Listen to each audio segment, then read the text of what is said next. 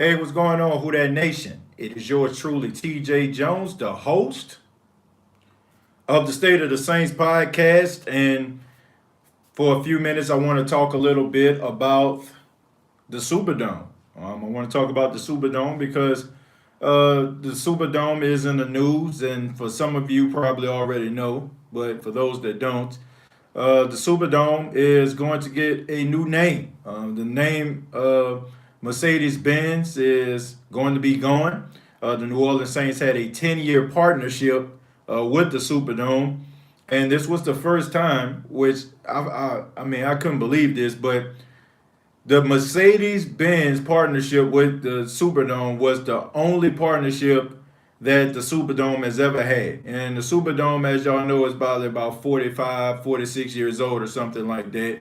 So it is going to get a new name.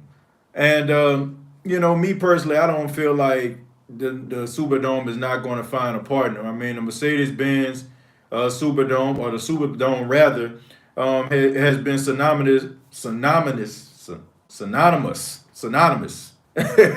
with some of the biggest sporting events in history. Okay, we're talking about boxing. I remember what Roberto Duran and Sugar Ray Leonard. I mean, we know about Michael Jordan hitting a shot in the championship game for North Carolina. We know about some of the Sugar Bowl classics. So all these things have happened in the Superdome, and not to mention there's a lot of winning going on in the Superdome right now with the New Orleans Saints. So teams or partners are going to be calling the Saints to try to get the name put on the Superdome. But I would love to hear from you, like some suggestions that you may have about what do you think the Superdome should be named? So I feel like one name is already has it on the team, the basketball team is the Smoothie King Center. I think Smoothie King probably could partner with the New Orleans Saints, and they can become the Smoothie King Superdome. I don't know about any car dealerships or anything like that.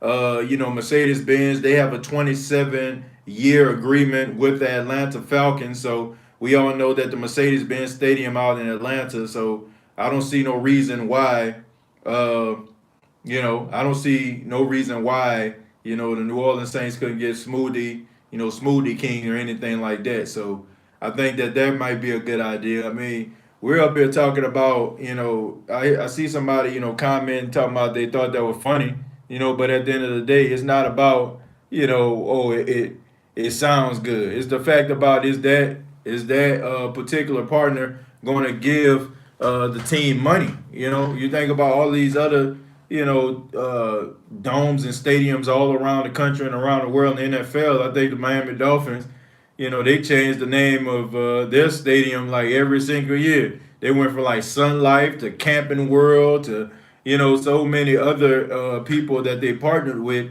They end up changing the name. So I don't care. I don't care what it is. I see somebody saying the Starbucks Superdome. You know, I mean, hey, it is what it is. Starbucks. Uh, if it's another, it won't be Ford, of course, because Ford is belongs to the Detroit Lions and the Ford family. So, um, the T.J. Jones Superdome. Nah, bro, I ain't got no bread for that. No, no, Raising Canes. I like that one right there. I seen that one circling around the internet as well. Uh, I don't know, man. They got some interesting names out there. They got some good people that can partner with the New Orleans Saints. But there has been some stipulations that teams need to meet, and I'm talking about different businesses. And this is according to George Bensel. George Bensel is the representative. He's the senior vice president of communications for the New Orleans Saints and the Mercedes-Benz Superdome. And I'm gonna have to get used to not saying Mercedes-Benz Superdome, but of the Superdome. And he says he wants the partner to really put their best foot forward to try to bring unity and also try to donate funds, not just for the Superdome, but also be a partner for some of the things that's going on in the Gulf Coast region, as well as just around Louisiana in general. So they want the next partner to be really embedded into the community. So I'm interested to see how that's going to go. I be ripping them says fart Superdome. Nah, I don't think that's a good idea right there. I don't know if fart gonna be a good idea for a Superdome name, but thank you very much for your $2. I be, but I don't know, man. This is very interesting. I'm thinking of a couple names. I seen Starbucks. I seen Raisin Canes, Smoothie Kings. I think could be can be one. Um, I don't know if it can be somewhere like Verizon. You know what I'm saying? Verizon, Superdome. Cell phone companies they try to do that. They got AT&T Stadium out in Dallas. Um, I don't know, man. Maybe a nice, Louisiana, homegrown type name can be put on the Superdome. Smelly Butt Superdome. I don't know about that one either. I don't know about that one either, man. But thank you again for the $2. Let's go ahead. Let me see what you all have to say. What's up, Dwayne from Ontario, California? Yeah, man, Dwayne, what's going on, man? Thank you so much, bruh. You always supporting. Much love to you, Dwayne. Smoothie King Superdome. Yeah, of course, Archangel gonna laugh. The biggest troll in the history of Saints history, right there. He's a huge Saints troll, but I love him, man. Archangel always keep the chat on their toes, and so man, shouts out to you, buddy. Um, Let's see, maybe the Rouse's Superdome. Yeah, that would be a good one. Rouse's is a homegrown store, and a lot of people got a lot of respect for it, Jerry. So Rouse's could be one. The Donald Trump Superdome. Huh. I don't know about that one. Hey, but stranger things has happened. It's about money. Cadillac Superdome or Tom Benson Superbone. I think it'd be Superdome. I'm sure.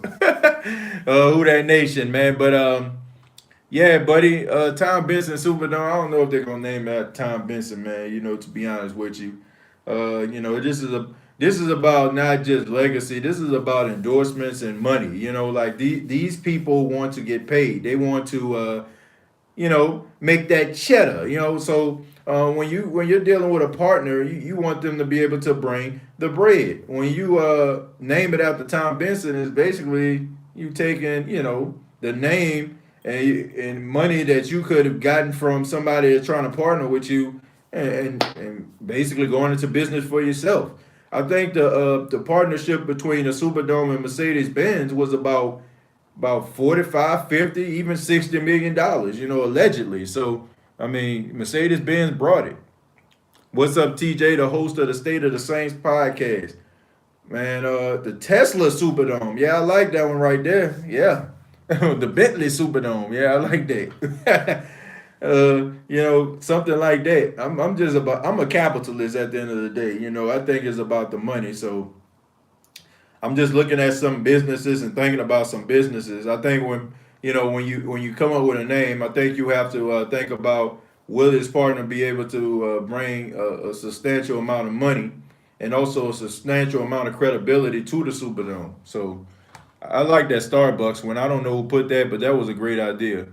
How about the Honda Superdome? Yeah, that's a good one too. Honda, with an Imperial, a Superior Honda and Harvey, there's a flagship type of dealership. So Honda is a car in Louisiana and New Orleans that's very popular. So the Drew Brees Superdome. Now I don't know about that one.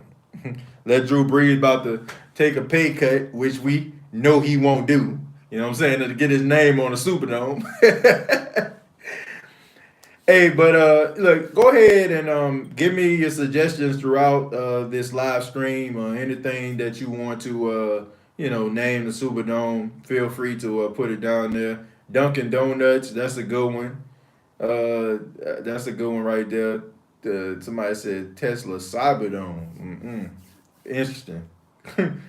But I want to go ahead and change the subject a little bit. I want to talk a little bit about the NFC South, man. I want to talk about the NFC South because a lot of teams talking a lot of noise in the NFC South. When I say they talking a lot of noise, I'm talking about talking a lot of noise. You got the Tampa Bay Buccaneers fans, coming about the trees, coming about the bushes, coming about the water, trying to talk about the New Orleans Saints. You got that team out there in Georgia talking about the New Orleans Saints, talking about Michael Thomas, saying Michael Thomas, don't run certain routes. You got I don't really, honestly, I haven't heard that much out of Carolina fans. I mean, and a person that actually stays 3 hours from Charlotte, North Carolina, where the Carolina Panthers play, I must say, I have not heard a lot from the Carolina Panthers fans, but it seems to me like we need to address, and instead of having the state of the Saints, we need to have the state of the NFC South. And when I look at the NFC South, I have to tell you, man, maybe I'm just naive. Maybe I'm just arrogant. Maybe I'm just full of myself. Maybe it's just the fact that I've been seeing the Saints win for so long. I really don't give a damn what none of these other teams are thinking. You know what I'm saying? Like, I don't know. Maybe it's just me, but I really just don't care. I don't care about what a Tampa Bay Buccaneers fan got to say. I don't care what that team's fan base have to say. Because the New Orleans Saints are the class of the NFC South. They are. I know people don't want to hear it. I know people don't like the fact that the Saints are winning. I know it gets a little boring when teams are dominating the division year after year after year and other teams aren't even close to them. But at the end of the day, the Saints are the best team in the NFC South. And there's nothing you all can do about it except for your team to try to dethrone them. And I must say, the Saints are in a better position than any of these teams. I mean, I don't understand it. When has chemistry not been important in a game of sports? In any sport, when has chemistry not been important? You got all these new faces and new places, and now people want to get on their social media pages and they want to tap on their phones and they want to type on a computer and act as if their team has been winning for the past 15 years. They have not.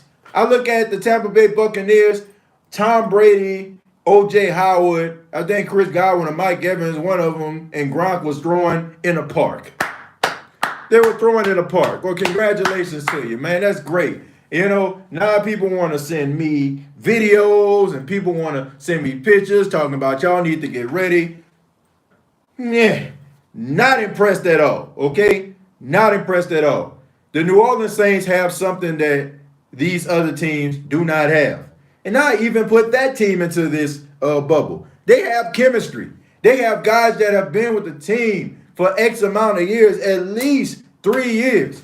They understand each other. They understand each other's tendencies. They understand where Drew Brees wants them to be. They understand where they need to line up. When you're dealing with chemistry, when you're dealing with a different style of football, when you're dealing with a different quarterback throwing you the football, it is going to be a tough transition. And not to mention the fact that there are some plays that you're going to have to audible out of. There are some plays where you're going to have to move around. And there are some plays that are not even in your offensive playbook that you're going to need to implement. And also for these Tampa Bay Buccaneers fans out there that's talking mad noise, please, please understand that Bruce Arians is not Bill Belichick. I'm going to say that again. Bruce Arians is not Bill Belichick. And if you want to hear why, let me sit up and tell you. The reason why I'm telling you this, because I am trying to help you. I'm trying to help you, Tampa, because understand that Bill Belichick is a master at changing up the plays, okay? And every week, the New England Patriots change their playbook. They might go up against a team that is last in pass defense. Guess what they're going to do? They're going to commit their entire week of preparation to running the football. If a team is struggling to stop the pass, they're going to take their whole week to study how to stop that particular team. So Bruce Arians has the same type of offense no matter what team he goes up against. He's going to run his style of offense every single time. So for all those people out there, man, we got Tom Brady. We got Tom. We got Tom Terrific. And they acting like those 6 Super Bowls he won in New England automatically just transfers to Tampa so they can talk noise. Please believe that unless Bruce Arians is going to put a master plan from week to week in place like Bill Belichick, he is going to struggle. Tom Brady is going to struggle the few weeks into the season. They're going to have to deal with chemistry. They're going to have to deal with the fact that you're not running plays like you did in New England. So that's my stance on that. And as far as that other team out there in Georgia, they have absolutely no business talking at all, okay? They have been trash for the last couple years. Pathetic on the football field. And yeah, lightning a strike in a bottle every now and then. Lightning a strike, every now and then we'll see a loony eclipse. Yeah, y'all beat the Saints 26-9. But last time I checked, the last time the Saints played that team out in Georgia, the Saints beat them in front of a national televised audience on NBC to win the division on Thanksgiving. The Saints wrapped up the division before any other team wrapped up their own division. And they did it at the expense of that team in Georgia. That team in Georgia has a lot of work to do, okay? Y'all shouldn't be concerned about Julio, Michael Thomas, and who's better. Y'all need to be focused on winning that division. A division y'all have not won in quite some time. And as far as Carolina is concerned, look, I know a lot of people might hate me for this, but I kind of respect Carolina. I respect Carolina. I'm rooting for Teddy Bridgewater. I'm rooting for them boys out there like Keith Kirkwood and crew. But I don't know, man. It's going to take them some time in order for that to kind of gel. I think they're going to be better than people think they're going to be. Me personally, I think they're going to be second in the division to the Saints. I think it's going to be neck and neck between them and Tampa. I feel like that team out in Georgia going to be in the basement where they belong. And, they fans will be down there with them. They only come out of the basement when the team is winning. So y'all know how that go. But I got Carolina being second in the division. And I think that, the new offensive plays that they're going to have and also a lot of young defensive talent, I think is going to be helpful to them. But the Saints are still the class of the NFC South. And don't forget that. I mean, don't forget it there. Don't forget it, that team. Don't forget it, Carolina. Don't forget it, Tampa, until you actually win. Look, unless we playing Madden, it matters what goes on the field. Maybe if we're simulating a game, Madden, they do analytics and, they combine a person's attributes and you simulate and you might win double-digit games. If we're playing Madden, then maybe I'll be concerned. But when we're talking about guys being on the field, mano-a-mano, man-to-man, I'm rolling with the Saints.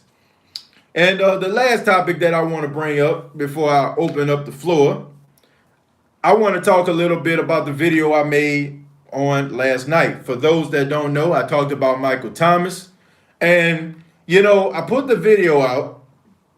And, a lot of people, still, in my opinion, don't understand football. Like me personally, look, I understand football. I understand the wide receiver position because I played the position. I know how the position is played. I know what passes are the toughest for me. I know what passes are the easiest, okay? People that talk about Michael Thomas, and some of you probably already heard this because I talked a little bit about it on a video. I go a little bit more in depth, so if you didn't check out the video on Michael Thomas, please do. But people talk about Michael Thomas and they bring up the fact about him not having explosive plays. My question to everybody out there is, what the hell is an explosive play?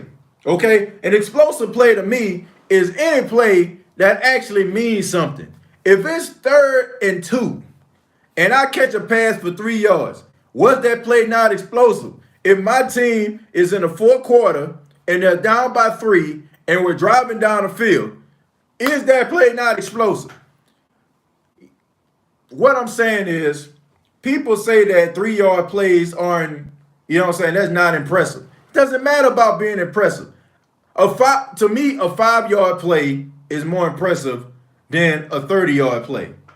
And a wide receiver catching a ball for 5 to 7 yards is more impressive to me than a wide receiver catching a ball for 30 yards. People talk about Julio Jones. Julio Jones runs a 4.39. Well, I don't know if he runs that anymore, but when he came out of college, he ran a 4.39. He has blazing speed. You can put Julio Jones on the outside, and when Matt Ryan says height, he shoots off, okay? He will outrun that cornerback because 9 times out of 10, he's probably faster than a guy. And he'll catch the ball over his head, and everybody will say that he's so great.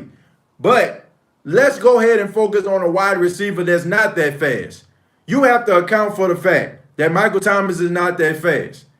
He has to, you know what I'm saying, in order for him to get that type of separation, and people up there talking about these 5-yard routes, he has to hand fight. He has to hand fight in order for him to get leverage and separation from that cornerback to catch the ball. If you don't believe me, go look at the play that what they thought was a touchdown for him to break the single season reception record. Him on Logan Ryan. Okay, Logan Ryan had outstanding coverage on Michael Thomas. 9 times out of 10, if you're just an average Joe Blow on the street, you're not getting that catch.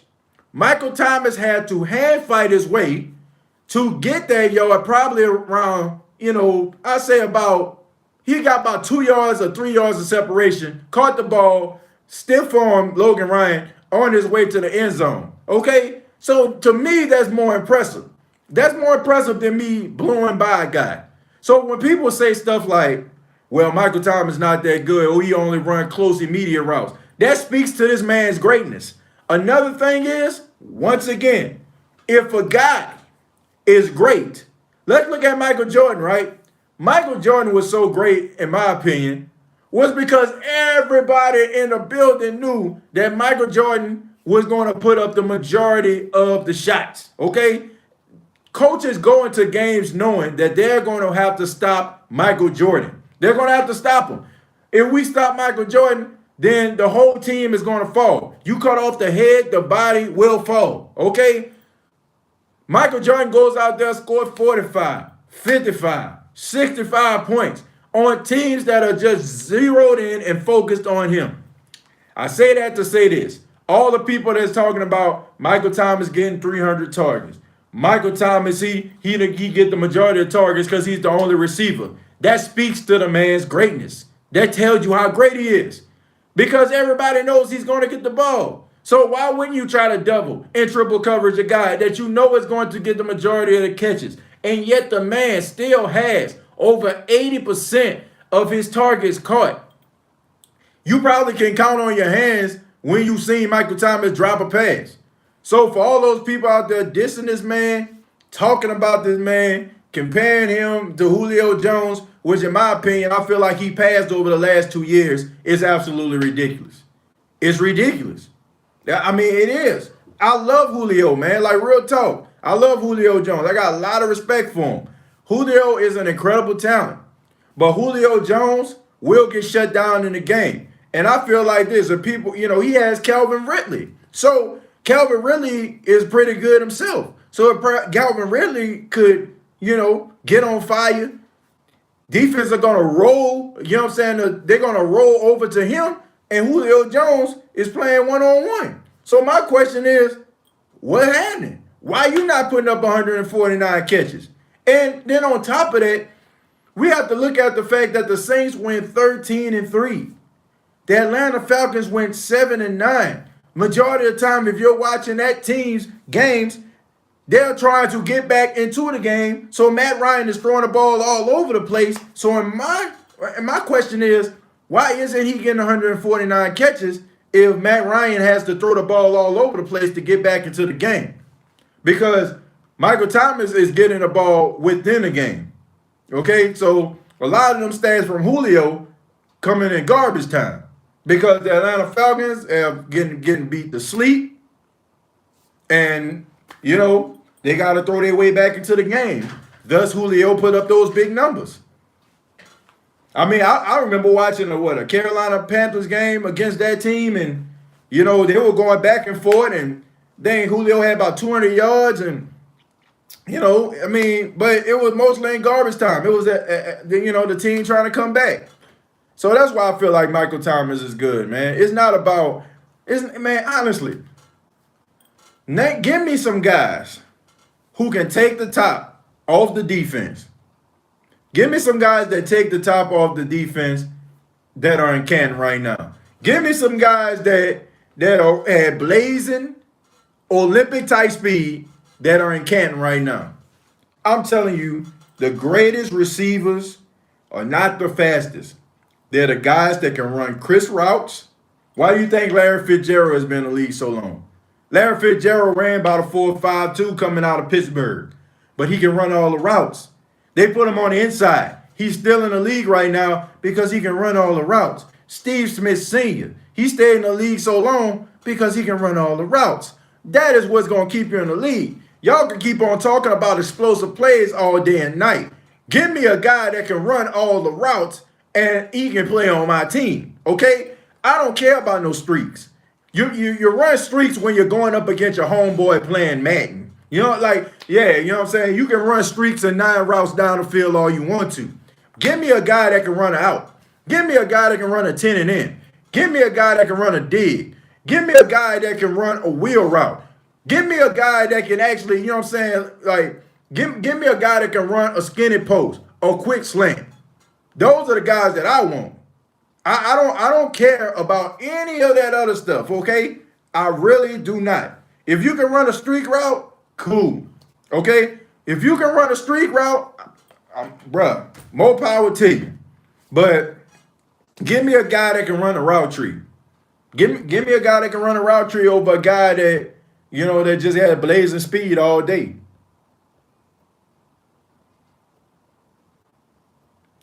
The people who diss the man for catching 300 balls a year are the same ones who hate the zone celebrations. Stop him from catching the ball if you hate. I agree with that, Mike. If you got a problem with it, stop it. Most people can't. But, that's just the world today. We don't like people being too great. We don't like people generating too much success. Not all of us, but that's just the way of the world. We like to see people win, but we don't want to see people win consistently. You look at Michael Thomas, this guy's out here. Honestly, he came from absolutely nowhere. Nobody was checking for no Michael Thomas.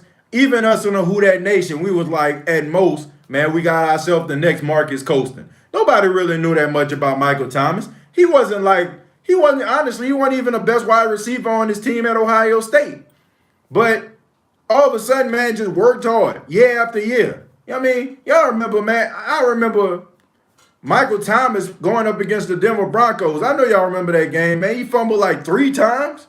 He fumbled like 3 times in that game, man. This guy slowly started to develop and become what he is today. Okay, that's why I respect the hell out the dude. Because he came out of absolutely nowhere.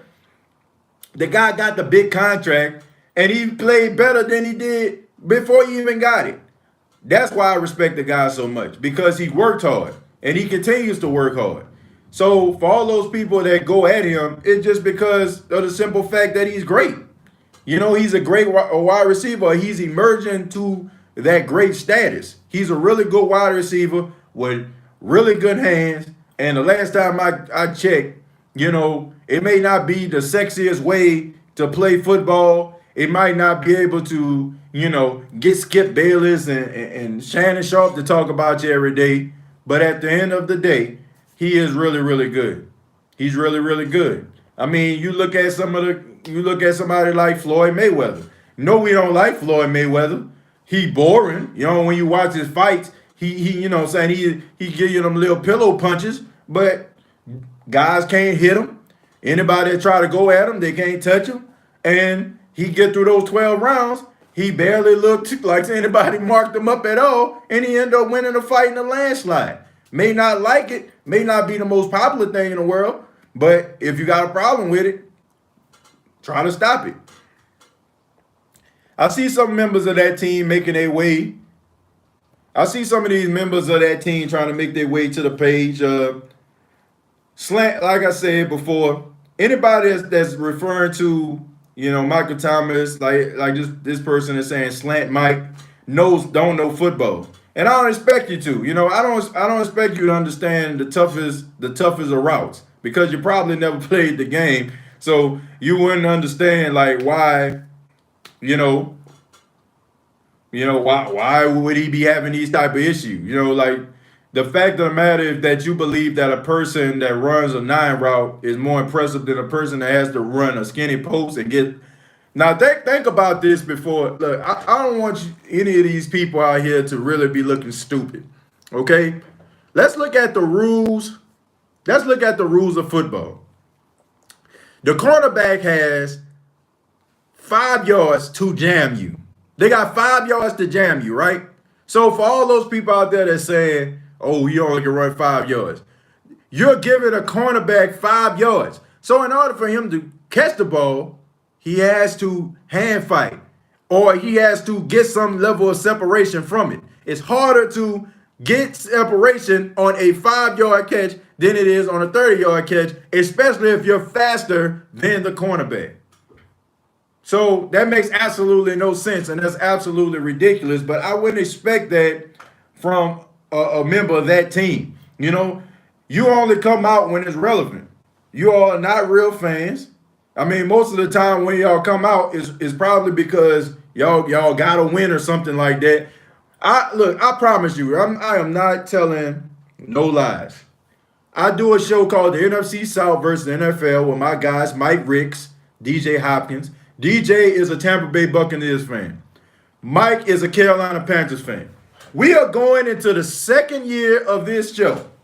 The second year of our podcast, we have yet to find an Atlanta Falcon fan to be on the show consistently. This is no lie. This is no lie. We have searched far and wide. We have even infiltrated fan pages on social media. Nobody wants to be on the page. Nobody. But you come up here and you talk about Saints fans who, according to Forbes, are the third most passionate fan bases, one of the third most passionate fan bases in the world. I'm sorry, I didn't see that team's name on the list. But you want to talk about loyalty, you want to talk about who suck. No, who suck is that team, okay? Who suck is a team that gave up a 25-point lead in the Super Bowl. Who sucks is a team that had 2 opportunities to win a Super Bowl and didn't win one. What sucks is the fact that your team is an embarrassment, straight up an embarrassment. You can talk about the NFC Championship game all you want to. You can talk about the Minneapolis Miracle all you want to, but check this out. Everybody watches the Super Bowl. Everybody watches the Super Bowl. My mama watched the Super Bowl. She don't even like sports. Okay? The entire world saw you guys choke. The entire world saw you guys choke. Me talking, I'm speaking to England, I'm like, dang, man, that team choked. Out there in China, they was like, I know, they let the fucking, they choke. You know what I'm saying? Like out there in Mexico, that's what they saying. They saying you choke. They're saying, habla español and let the fucking choke. That's what they saying. Everybody's saying y'all choke. El Choco. So don't come on this page talking about the Saints, talking about Pudat. The Saints have won the division 3 straight years in a row. Excuse me, where have that Falcon team been? The Falcons are an embarrassment.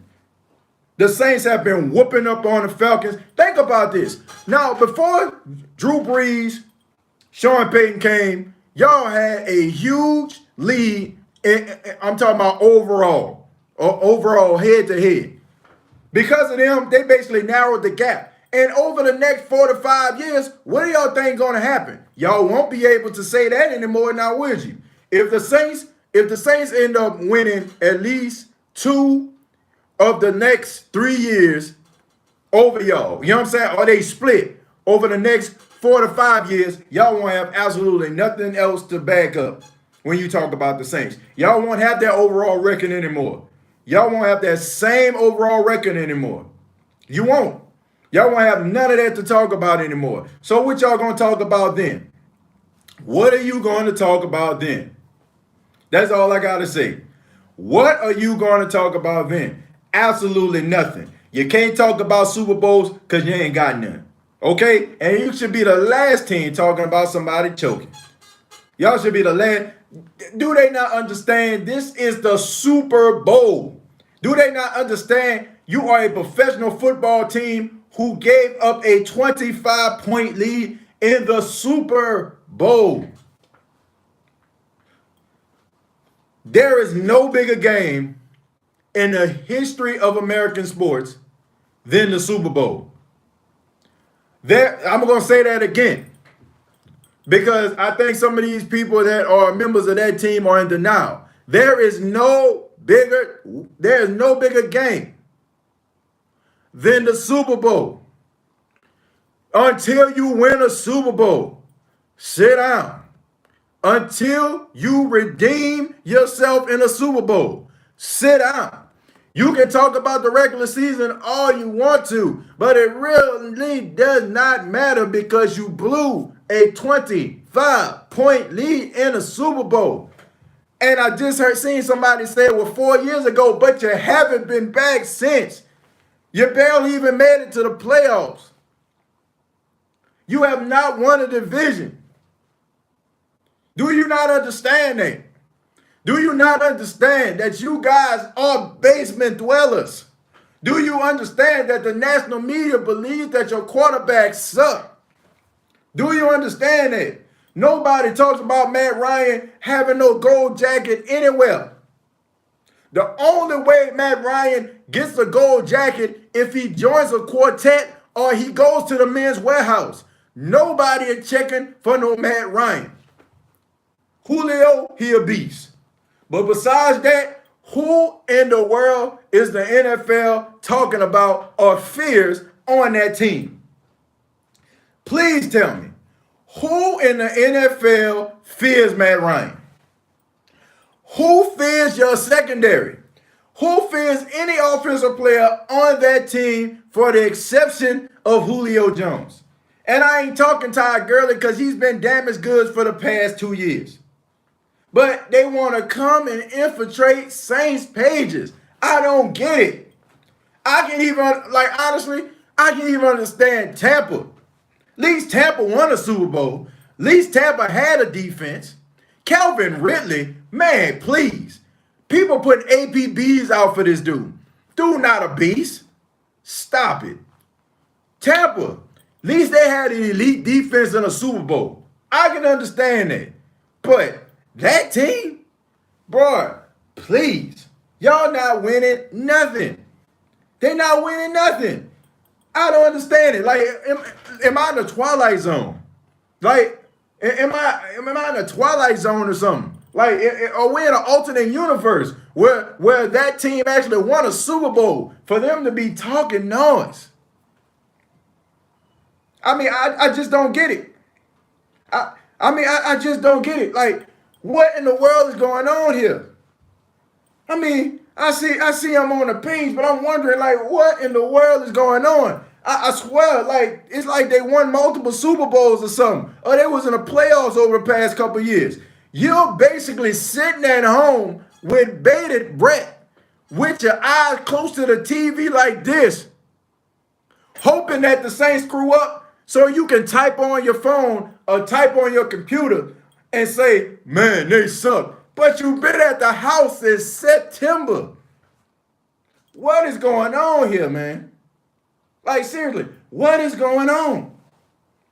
What is going on? What world am I living in where that team has the nerve, the gumption, the gall, the mitigated gall to come on a page of a team that has won the division 3 straight years, a team that has been 13-3 for 2 straight years, has had an NFC championship appearance and a screw over, which y'all know, which y'all won't accept because that's how pathetic y'all are. because y'all want to justify it, but y'all already know what it is. But we'll let y'all have that because everybody knows that the only thing that that team actually has is moral victories. Moral victories. No real victories, no true victories, just a bunch of mediocrity and an owner that looks like Vincent Price or the guy that is on a box of Count Chocula. But back to what I was saying, man. I have a lot of respect for the Carolina Panthers. I think they're going to end up being second in the division. I think that that team going to be in the basement, and I think Tom Brady and crew going to share the same record. But I think they're going to end up, end up not making the playoffs because, I feel like Carolina going to win the tiebreaker out of them in Tampa. But it's going to be an interesting season. I'm checking for everybody. I think the NFC South going to be exciting. I think that it's going to be a lot of people who are going to be tuned into the NFC South games, of course, of Tom Brady and the showdowns with Drew Brees. And, a lot of people want to see how those guys are going to pan out. But I'm going to go ahead and answer some questions, and then we're going to head up out of here, man. I see a lot of war going on, probably because of my little rant that I went on. But, it is what it is. I love when that team actually comes to the page, talking noise. I had to, let them know real quick. Until y'all make it past the NFC Championship round, sit down. Y'all still could have won the NFC Championship game, but y'all lost because of your sorry defense. Check this out. What did y'all lose to? Why did y'all lose? Why did y'all lose the Super Bowl? Why did y'all lose? So you can, honestly, you can say it all you want to, but we all know the game would have been over. But we'll let you have it. Like Saints fans, let them have it. Let them have it. Let them have it. Let them say, well, what happened after the play, y'all could have won. Woulda, shoulda, coulda. They could have easily called pass interference, and we wouldn't even be having this conversation. So at the end of the day, it is what it is. We'll let you have it, though. We'll let you have it because, like I said, all that team has is moral victories. That's all they have. Think about this. The highlight of that team's day is focusing on the misfortunes of the Saints because they don't have anything that they can actually counteract it with. Nothing. Think about this. What can that team actually counteract with the New Orleans Saints? I see somebody saying 26-9, but it was at the beginning of the season. The Saints won the division by beating that team. Every single thing that team actually brings up is what another team actually did to them. Okay? It is what another team actually did to the Saints. It's never what they actually did to them. It's never. Notice that, folks. Now, we'll say that they blew a 25-point lead in the Super Bowl. But then we'll follow that up and say, Shot Tuttle stiff-armed the hell out of your quarterback and won the division. Or we'll say that you guys were undefeated back in the day and the Saints snapped your undefeated record. No, you know what I'm saying? We will say stuff like that. Stuff that actually mattered. Stuff where the chips was on the line. You know what I'm saying? When everything was on the line, the Saints performed. The Falcon fans that are out there right now have to watch TV and hope and pray and wish that the Saints fall or fail in order for them to feel good about themselves because they couldn't get the job done themselves. How pathetic is that? Honestly, how pathetic is that? That's like somebody watching somebody score a whole bunch of points. They put them on defense the whole entire time to go up against them. The majority of the points that were scored was on that person. The coach said, man, that's enough, man. Get your ass on the bench. They go sit on the bench, and then they sitting out there and hoping that person missed the last-minute shot. That's the equivalent of how pathetic Falcon fans look to me. You have to hope and wish and pray that somebody knock off the Saints because you can't get the job done yourself. And you know I ain't lying. You know I ain't lying.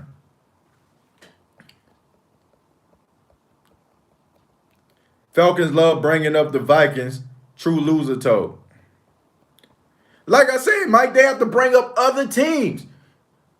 Bring up something that had historical significance that you all did. You know what I'm saying? Like, honestly, you probably gonna have to go back about 15, 20 years in order to find it. Yeah, y'all won division a couple of times. The Saints have won a division on Thanksgiving in front of a nationally televised audience over the Falcons. The Saints have snapped the Falcons' undefeated streak. You know what I'm saying? The Saints have like been spoilers of the Falcons for years. The Saints have the reason why you all lost coaches. What's his name? Coach Smith. Mike Smith is no longer the coach of the Atlanta Falcons because the Saints beat him year after year after year. That's facts.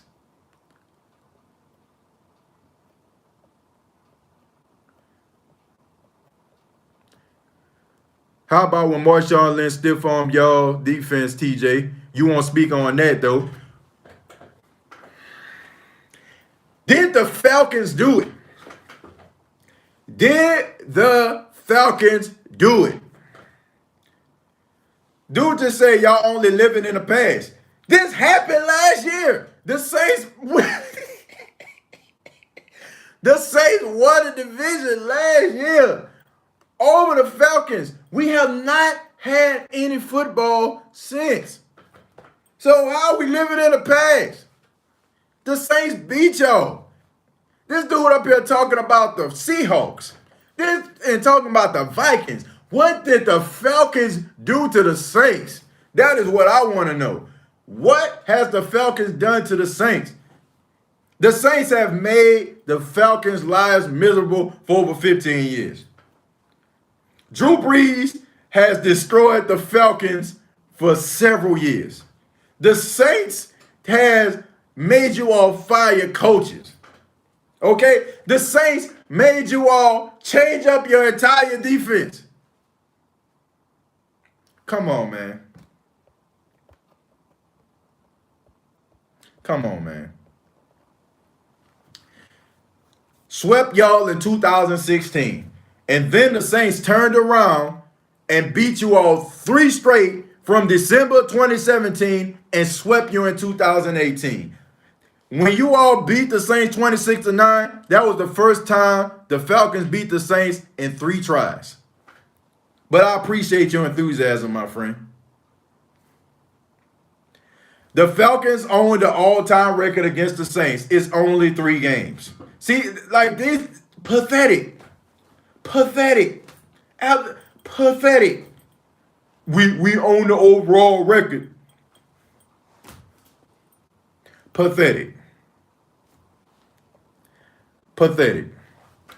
Holding on to a 3. That is like honestly, that's like me telling my older brother, we race, and all of a sudden, you know what I'm saying, like, my big brother busts out, man, you know what I'm saying, I beat you 3 more times than me. When we race, you know what I'm saying, like, who cares? Who cares? It's a regular season game. Y'all got the overall record. The Saints, like I said, if the Saints end up winning at least, you know what I'm saying, splitting the division with y'all over the next 5 years, it's basically going to be equal. And then you won't have that to hang your hats on anymore.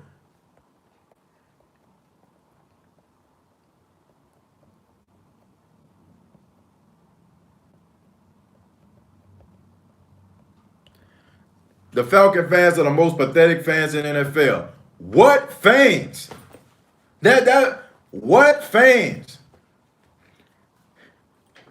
The city of Atlanta is a melting pot. You got people from New York, you got people from Chicago, you got people from California. All those people migrate to Atlanta. Maybe they want to join up with Tyler Perry, become an actor, or maybe they just want to live out their dreams, okay? And they come to Atlanta. They see the Real Housewives, you know what I'm saying? They want to live big baller like whatever. Atlanta Falcons fans are not real. They fake. They phony. They artificial. They are a myth. You know, they like the Loch Ness Monster, Sasquatch. They're not real fans. They only come out when it's convenient. That's honestly, they're basically they're basically little small in between. Okay, they're like really, really small in between. Saints fans are all over. Okay, the Saints fans are the most passionate fans of football. Win, lose, or draw, honestly, win, lose, or draw, you see people saying, I'm still saying who they. Atlanta Falcon fans, jerseys be looking so grand spanking new, red as a stop sign, barely even been through any washes, never been through a cold wash, or have no type of tide or gain on it at all. Brand new, straight up grandstand, fair weather as they come. I have never seen those many Falcon fans in my life until they actually went on that Super Bowl run. They were coming out of the trees.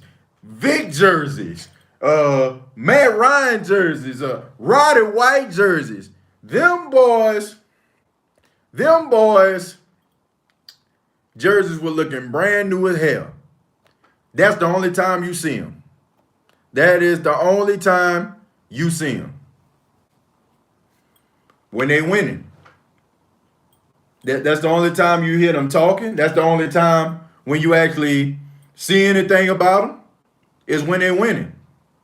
So it's absolutely, it's just mind blowing to me. It's funny. It's funny at the same time, but it's mind blowing to me how Falcon fans can really talk when they're not even really real. They're not really real.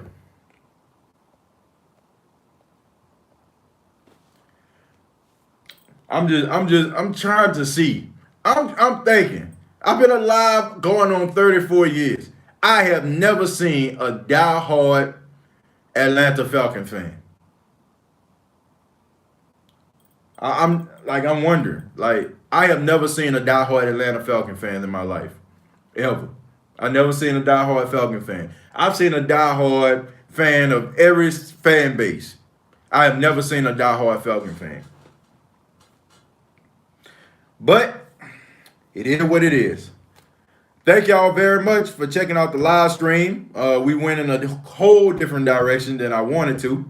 But, I love to talk a little bit about that team, like their fan base showing up. I think they're fans of the Saints. They're closet fans, because I see some of the same people, migrate and make their way to this page and other Saints pages all the time. I think they're closet fans. But thank y'all very much. There's always a Saints jersey for y'all. There's a Who Dat on every corner, even in Atlanta. Y'all can always come over, man. Y'all ain't gotta fake it to make it. Y'all can just come on over here. We'll wrap your arms around you. You know what I'm saying? We'll take off that, that red jersey that you have. You know what I'm saying? I understand it's new. You know what I'm saying? Maybe you can bring it back to the store. Get a refund. I'm pretty sure you probably didn't have it over 60 days just yet. So bring it on back. You can go to the store, buy Alvin Kamara jersey or Mike Thomas or Drew Brees jersey, and we'll welcome you in. We can welcome you on in. We don't discriminate here, okay? Maybe you want to feel like a winner. We can make that happen for you. But this is the State of the Saints podcast. Thank you all very much. And real talk, man, to Atlanta Falcon fans that's out there that's commenting right now, man, thank y'all. For making the show interesting. Thank you for your passion. It's all love at the end of the day and hate, you know what I'm saying? But nobody, hates anybody. Nobody wants to hurt anybody. I hope not. But, it's all love. We're looking forward to the 2 games against that team. And, hopefully you all can actually make the playoffs. And, it'll be interesting. But subscribe to the YouTube channel, youtube.com. Search The State of the Saints podcast. Also, Facebook.com, search The State of the Saints podcast. And thank you all for your love and your support. Till next time, all I